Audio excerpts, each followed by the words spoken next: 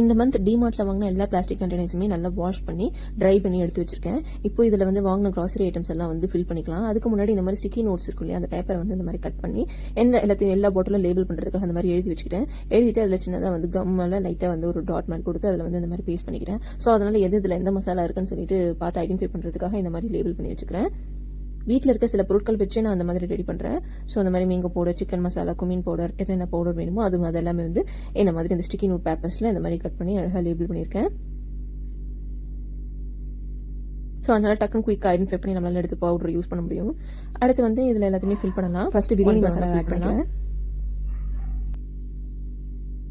நீங்கள் இந்த மாதிரியும் கொட்டிக்கோங்க, அப்படி இல்லைனா ஃபுனல் மாதிரி ஏதாவது இருந்தால் அதுலேயும் கொட்டுங்க. அப்போ தான் கீழே வந்து கொட்டாமல் இருக்கும். இதை நல்லா க்ளோஸ் பண்ணிக்கோங்க. அதுக்கப்புறம் வந்து குமின் பவுடர் அதையும் கொட்டிக்கிறேன். அடுத்து ட்ரை மேங்கோ பவுடர் வாங்கியிருந்தேன். இது ஏதாவது டெசர்ட் ஐட்டம்ஸ்லாம் செஞ்சால் யூஸ் ஆகும் அப்படின்றதுக்காக ட்ரை மேங்கோ பவுடர் வாங்கியிருந்தேன். அது கொஞ்சம் கட்டியாக இருக்குது. அந்த மாதிரி ஷேக் பண்ணிட்டேன்னா அது நார்மல் ஆகிடும். அடுத்து சாம்பார் பவுடர். சாம்பாருக்குள்ள போட்டால் ரொம்ப நல்லாயிருக்கும், அந்த வாசனையாக நல்லாயிருக்குன்றதுக்காக இது வாங்கியிருந்தேன். அடுத்து சிக்கன் மசாலா. இது வந்து நிறைய டிஷ்ஷஸில் வந்து சிக்கன் மசாலா, இந்த சக்தியோட சிக்கன் மசாலா ரொம்பவே சூப்பராக இருக்கும். அடுத்து பெப்பர் கார்ன். இதையுமே ரீஃபில் பண்ணியாச்சு. ஒரு 100 கிராம் அளவுக்கு இருக்க பெப்பர் வந்து இந்த டப்பா வந்து நல்லாவே கன்சியூம் பண்ணுது.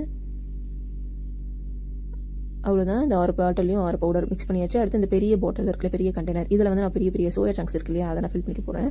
டக்குன்னு எடுத்து யூஸ் பண்ணுறதுக்கு இந்த கண்டெய்னர் ரொம்பவே கம்ஃபர்டபுளாக இருக்கும். அடுத்து இந்த டப்பாவில் பார்த்தீங்கன்னா நான் வெல்லம் போட்டுக்க போகிறேன். ஏன்னா இது வந்து கொஞ்சம் நல்லா அகலமாக இருக்குது, ரொம்பவே ஸ்பேஸ் பெருசாக இருக்குது. நம்ம கையை விட்டு எடுக்கிறதுக்கு ஈஸியாக இருக்கும், அப்பப்போ வெல்லம் எடுக்கிறதுக்கு ரொம்ப ஈஸியாக இருக்கும். முழு வெல்லத்தை இந்த மாதிரி உடச்சி நான் கொஞ்சம் கொஞ்சமாக ஆட் பண்ணிக்கிறேன். இந்த மாதிரி கண்டெய்னர்ஸ், இந்த மாதிரி வெல்லம் இதெல்லாம் வந்து போட்டு வைக்கிறதுக்கு ரொம்ப யூஸ்ஃபுல்லாக இருக்குது. ஸோ அவ்வளோதான், நம்ம வந்து எல்லாத்தையுமே வந்து ஃபில் பண்ணியாச்சு. ஸோ இந்த மந்த் வாங்கின இந்த